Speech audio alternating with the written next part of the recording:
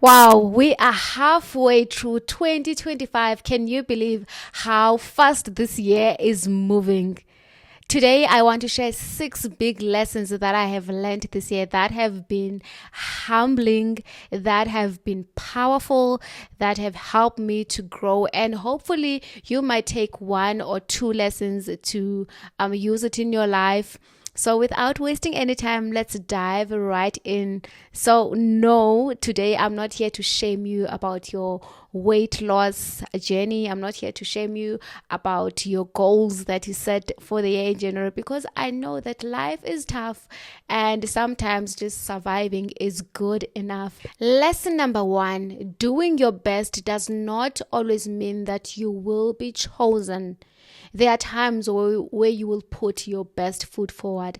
There are times where you will do your best. You will practice and do everything and anything in your power, but still be rejected. And that is fine. One day you will look back at that same rejection and just think, I'm so grateful that I was rejected by that person or by that company or whatever. Just know that things will always happen the way they are supposed to happen. There's a verse that I love in the Bible.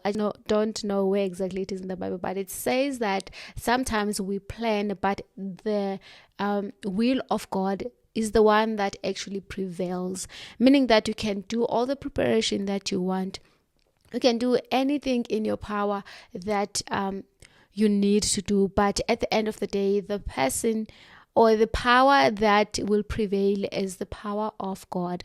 So just do your best, and then the rest you need to leave it to God and trust the process. And even if things don't work out the way you want them, you need to trust the process. And I know that trusting the process is the most difficult thing sometimes. So you decide if you want to complain about the situation that you are in right now, or if you can look for something that you can be grateful for, or if you can just say, you know what, I'm grateful for this moment, and I trust that tomorrow will be better because I trust the creator of the following day, or the creator of my future. And then the second big lesson was emotional freedom comes from letting go. For the longest time, I have held on to things that were no longer serving me, whether it was friendships that were depleted, whether it was relationships, whether it was a job. You just need to let go sometimes. Sometimes you hustle so much, but there are times where you just need to surrender and just say that, you know what, the will of God must just prevail in this point, and stop holding on to so many things. Let go of the control. You cannot control everything. And this is something that I've learned this year, where I have to surrender my control on a daily basis. Wake up in the morning and say, God, please be with us. Because sometimes you get triggered by people who upset you, whether it is at work or your family or your friends, and you want to control that situation so much. But there are times where you just send love, surrender, let go, and just say that, you know what needs to happen will happen, and I'm okay with whatever comes from this situation. Learn to surrender, learn to let go. Sometimes when you're holding on too much, you are just wasting your energy, and your energy could be used for something else, like creativity or just doing something you love. You need to learn to let go of the control, because let's be honest, we're not in control of as much as we think we do. Okay. Point number 3 is that affirmations are beautiful, but I have noticed that self-growth and self-confidence comes from showing up for yourself. I don't know how many times I've said to myself in the mirror that I am confident, I am powerful, I'm beautiful. But until I started showing up for myself the way that I think the confident version of myself would show up, then my confidence started going up. When I started doing the action, when I started reminding myself that if I was confident, I would do this. I would go to the gym. I would wear this outfit. I would go to this place. I would take chances in Toastmasters, whatever it is. Ask yourself, what would your confident version do in this situation?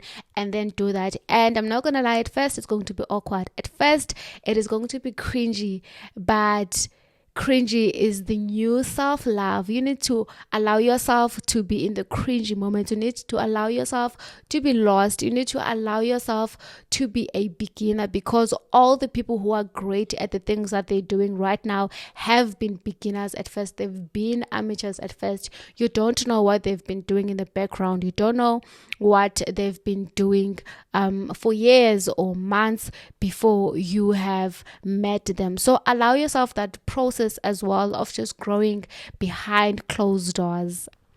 Lesson number 4 is that boundaries are a form of self-respect.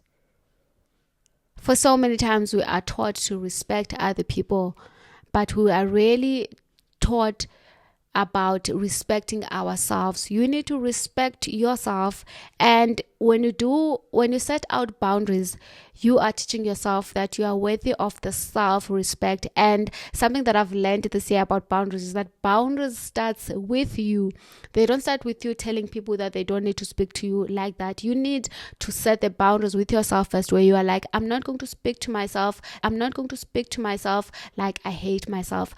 I'm not going to chase people who hate me because I love myself. I'm not going to allow myself to be in situations where I can see that I'm clearly not needed or wanted. I'm going to allow myself to have positive thoughts, because I know that the traumatic thoughts and scary thoughts that I have are not doing anything for my health. So you need to have boundaries with yourself. If you know that you need to sleep at this time, you need to do that. If you know that you need to go to the gym, you need to do that. If you know that you need to eat healthy, you need to do that.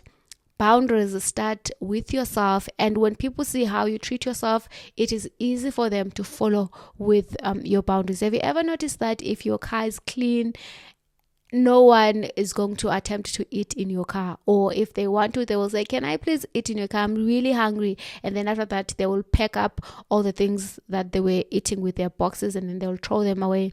But if your car is dirty, people can say that you don't care about your car, so why must I care about your car? Same applies to your body. If you don't care about your body, no one will care about your body. People will just take advantage of you. People will just use you. People will just disrespect you. So it's very important that you set boundaries for yourself and then expand that to other people. Treat yourself as someone that you love, with respect, with courtesy. Be kind, be compassionate towards yourself. Be your own best friend. Some of us are really mean to ourselves.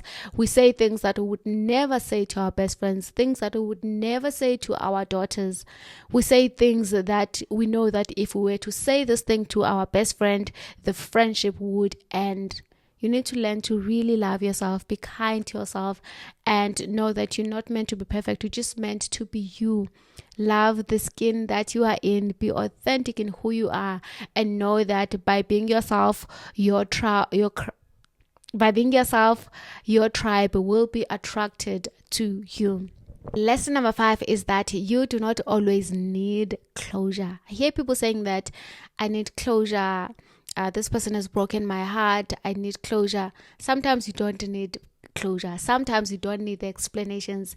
Sometimes you don't need to even explain yourself. This is something that I've learned this year, that no is a complete sentence, and that if someone comes to me with problems, I don't always need to come up with solutions. Sometimes I can just listen and say, wow, that is tough, and that's it.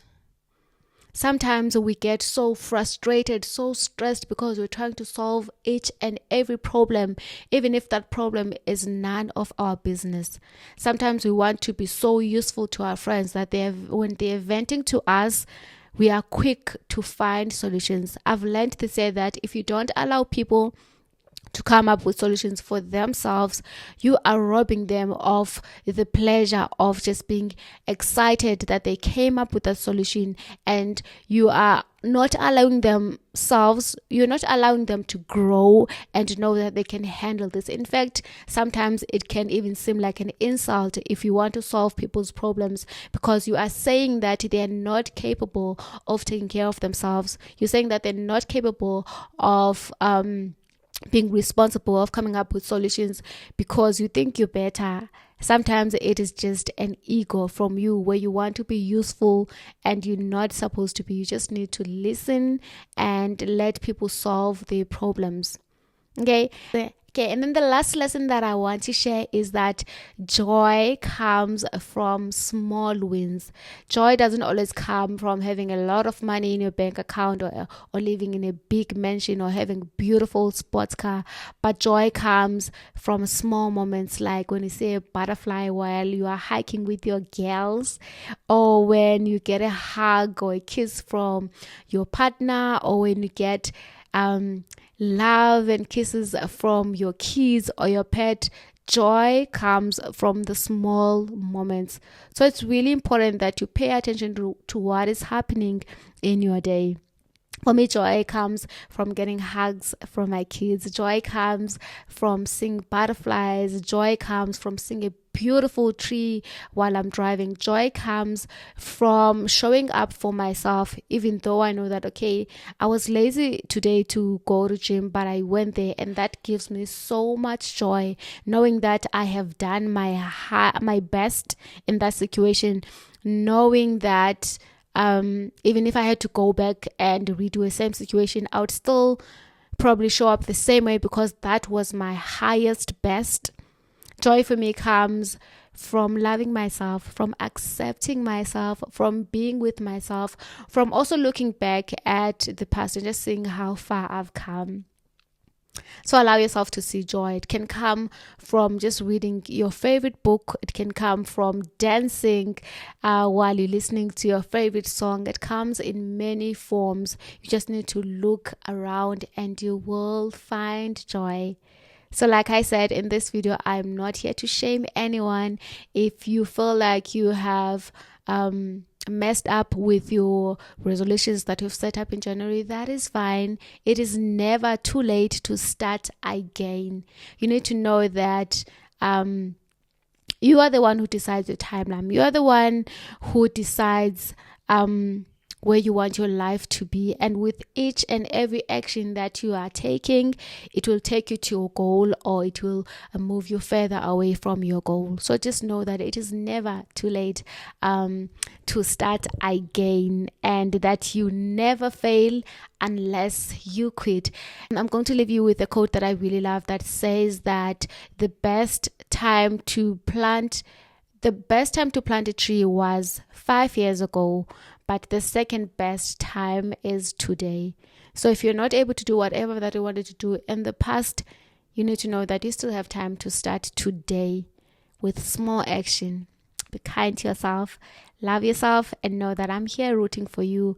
Have a day as beautiful as you are. Thank you so much for your time and your energy. Until next time. Now, bye.